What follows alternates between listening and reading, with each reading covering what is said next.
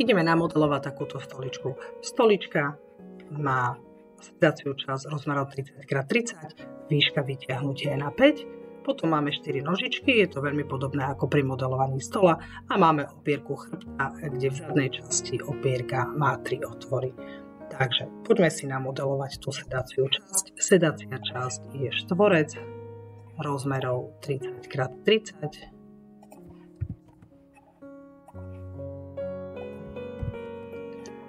Vytiahnutie sedacej časti je na 5. Zo spodu ideme vytvárať nožičky, takže vytvoríme nový náčrt.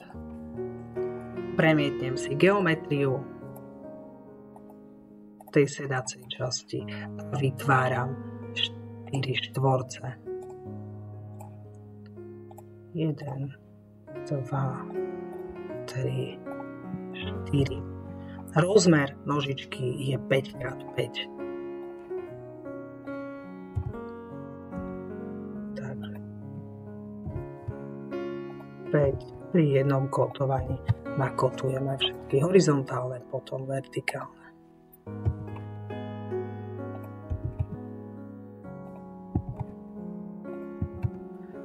Dobre, nožičky máme správne nakotované, môžeme dávať close.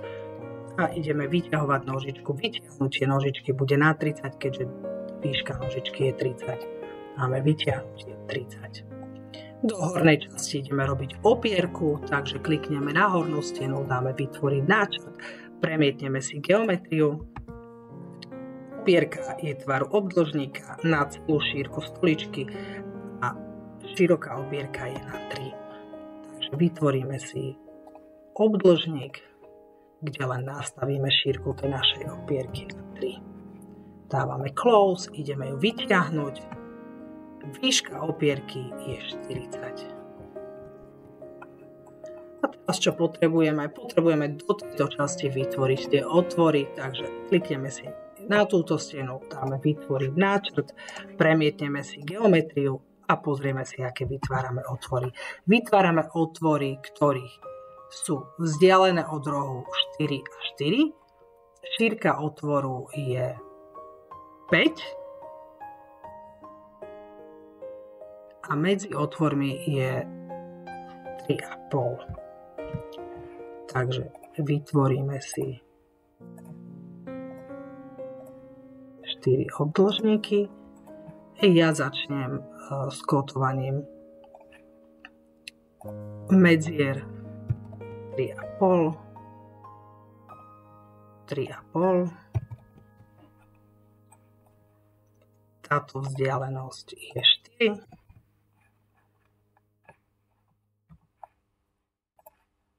Táto vzdialenosť je 4. 4 aj to prostredné. Šírka je 5.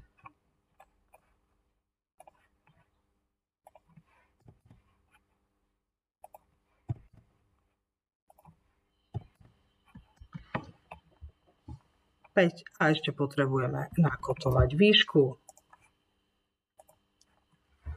Výšku si dáme na 32. Čiže prvá výška, druhá výška a tretia výška. Ak máme nakotované, dávame close a v tomto prípade, keďže chceme robiť otvory, tak použijeme, že kapsa. Kapsu dáme, môže byť akákoľvek dĺžka väčšia alebo rovná šírke tomu nášmu objektu. V našom prípade kľudne by stačilo, že 3.